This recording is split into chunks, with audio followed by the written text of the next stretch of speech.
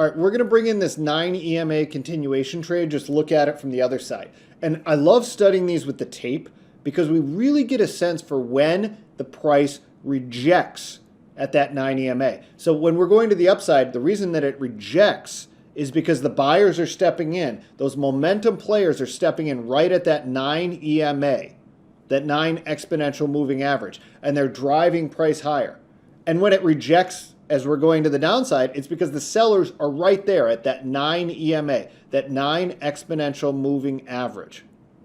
That's a really aggressive moving average for traders to follow, for big players to be moving, and that's why we want to look for an aggressive move right after that. So let's pay attention to the price action.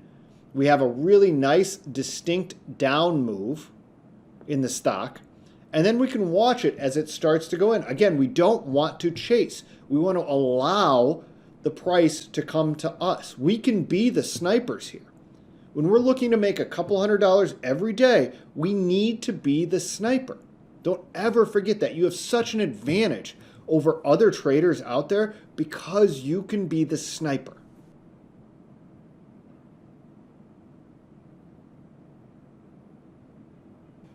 So look, it's coming up to that 9 EMA, that 9 exponential moving average. And we're going to look and see what happens right there. We're not going to predict, but we're going to look and see how the price responds to that 9 EMA.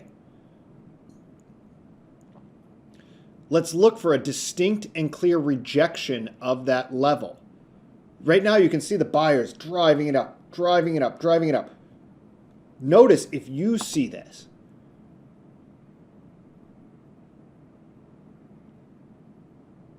Wait for it. Look for the buyers to actually lose right here. And if they don't, we don't have a trade. It doesn't feel like they've lost quite yet. But if they do, we have a trade. We have that opportunity. Look at those sellers stepping in. This is giving us an indication that those sellers are there. If this drops, then we can take it short against this with our stop right above the highs. Right there. We can take this short with our stop right against the highs. So we're risking about 15 cents in this by entering when we get that turn with our stop above the highs. It doesn't seem like a lot of risk, but again, if we started to see those buyers step right up, we would try and lose less than we need to. That's a key component here, is you want to try and lose less than you need to. As you see the price action coming down, you also don't want to exit your trades too early. So you want to make sure that you're aware of what your reasons to sell are, your reasons to exit. In this case, either you want that momentum move to the downside that's really sustained, or you want to see that 9 EMA or the stock come back above the 9 EMA. So we're just holding our position now. We don't have anything to do. This is why that $200 goal is so achievable to start, because you're actually building really good trading skills. You're managing your risk appropriately. You're managing your reward appropriately, which is a really important factor in doing things the right way. And then you're allowing the price action to occur without over-responding to any of it. You're building really good foundational trading skills.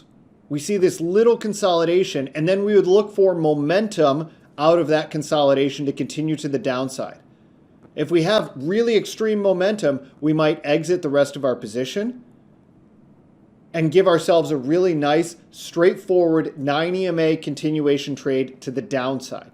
Other traders will argue you want to let it go until it crosses the 9 EMA.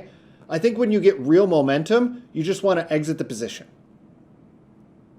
We're seeing a real press lower, so we're getting right to that spot where we want to exit our position. You see the increase in volume. That's another indication that it's just time to exit our position. We had a really good scalp, really straightforward. We managed our risk well, and now we can move on.